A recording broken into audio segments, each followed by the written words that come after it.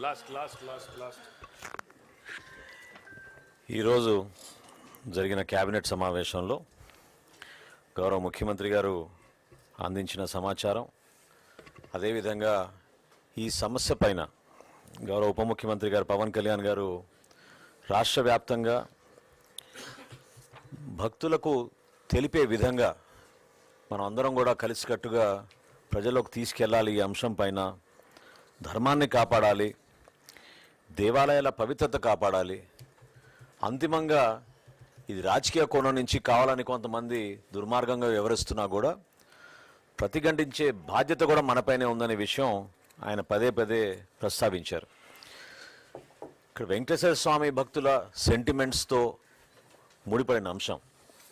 ఇప్పుడే సోదరులు కేశవ్ గారు చెప్పినట్టు ఎక్కడ కక్ష సాధింపు లేకుండా పారదర్శకంగా చేసే కార్యక్రమం 100% ప్రజలకి తెలపాలనే ఉద్దేశంతో ఈరోజు ఇంత సుదీర్ఘంగా 3.5 గంటల సేపు కేబినెట్ సమావేశం జరిగినప్పుడు మధ్యలో గౌరవ అడ్వకేట్ జనరల్ గారిని కూడా ఆహ్వానించి ఆయన సలహా కూడా తీసుకుంటే ఉత్తమంగా ఉంటుందన్నప్పుడు కేబినెట్లో ఆయన్ని కూడా ప్రత్యేకంగా ఈరోజు ఆహ్వానించి సమాచారం వాస్తవాలు ఏంటి, ఏ విధంగా ప్రొసీడ్ అవ్వాలనే విషయం పైన చాలా కూలంకషంగా చర్చించాం. ఎప్పుడైతే ఎన్డీడీబీ రిపోర్ట్ ఆధారం చేసుకుని జరిగిన వాస్తవాలు మనం కప్పిపుచ్చకుండా నిజాయితీగా ప్రజల్లోకి వెళ్ళాలని ముఖ్యమంత్రి గారు భావించారో, ప్రభుత్వం తరఫున మీ అందరం కూడా కూటమిలో భాగంగా 100% ఏకీభవించి శ్రీవారి భక్తుల మనోభావాలు ఏనాడు కూడా దెబ్బతినకూడదు, వీళ్ళు భక్తుల మనోభావాలతో ఆడుకున్నారనే విషయం తీసుకెళ్ళాం. ఈరోజు క్యాబినెట్లో చర్చకు వచ్చిన అనేక అంశాలు నిజంగా చాలామందిని ఆశ్చర్యపరిచినాయి. సహచర మంత్రులందరూ కూడా ఈ విధంగా వాళ్ళు చేసిన తప్పుల్ని ప్రజల పక్షాన మేము మాట్లాడుతున్నప్పుడు, భక్తుల పక్షాన మేము మాట్లాడుతున్నప్పుడు ఎదురుదాడికి దిగి రాష్ట్రంలో ఏదో విధంగా సమస్యలు సృష్టించడానికి చూస్తున్న ఆ పార్టీ. కాబట్టి ప్రభుత్వం నుంచి గౌరవ ముఖ్యమంత్రి గారు, అదేవిధంగా గౌరవ ఉప ముఖ్యమంత్రి గారు చాలా స్పష్టంగా ఈ అంశం పైన కూలంకుషంగా చర్చించి ఫేజ్ బై ఫేజ్ మనం ప్రజల్లోకి ఎట్టి పరిస్థితుల్లో కూడా వీళ్ళు చేసిన ఈ దుర్మార్గాల్ని ఎక్స్పోజ్ చేయాల్సిన బాధ్యత మన పైన ఉంది.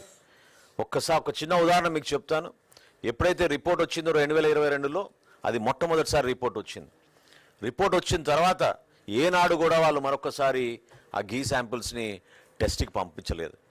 ఎందుకంటే అసలు ఒక చుక్క ఘీ కూడా లేదా ఘీలో చుక్క నెయ్యి కూడా లేని ఆ నెయ్యిని వీళ్ళు ఎవరికి పంపిస్తారు శాంపిల్స్కి? ఏనాడు కూడా పంపించలేదు. అదే మన కూటమి ప్రభుత్వం వచ్చిన తర్వాత ఇప్పటి వరకు దాదాపు 12 నుంచి 15 సార్లు ఈ ల్యాబ్ టెస్టింగ్కి పంపించి ఎప్పటికప్పుడు నాణ్యత లోపం లేకుండా ఉండే విధంగా జాగ్రత్తలు తీసుకుంటున్నాం. దయచేసి ఈ ప్రయత్నం భక్తులందరికీ కూడా ఏ విధంగా వీళ్ళు మన సెంటిమెంట్స్తో ఆడుకుని ఆ పవిత్రతని కాపాడే విషయంలో ఎంత కాంప్రమైజ్ అయిపోయారో తెలిసే విధంగా మీ అందరం చేస్తున్న ప్రయత్నం, దానికి ప్రతి ఒక్కరూ అర్థం చేసుకుంటారని, అదేవిధంగా రాబోయే రోజుల్లో ఈ పారదర్శకంగా చేసే ఈ ప్రక్రియలో ఎవరు ఎటువంటి తప్పులు చేసినా కూడా కఠినంగా వాళ్ళపైన చర్యలు తీసుకోవాల్సిన అవసరం, బాధ్యత కూడా ఉంది. కాబట్టి రాష్ట్ర కేబినెట్ ఈ రోజున ఆ విధంగా గౌరవ ముఖ్యమంత్రి గారి నేతృత్వంలో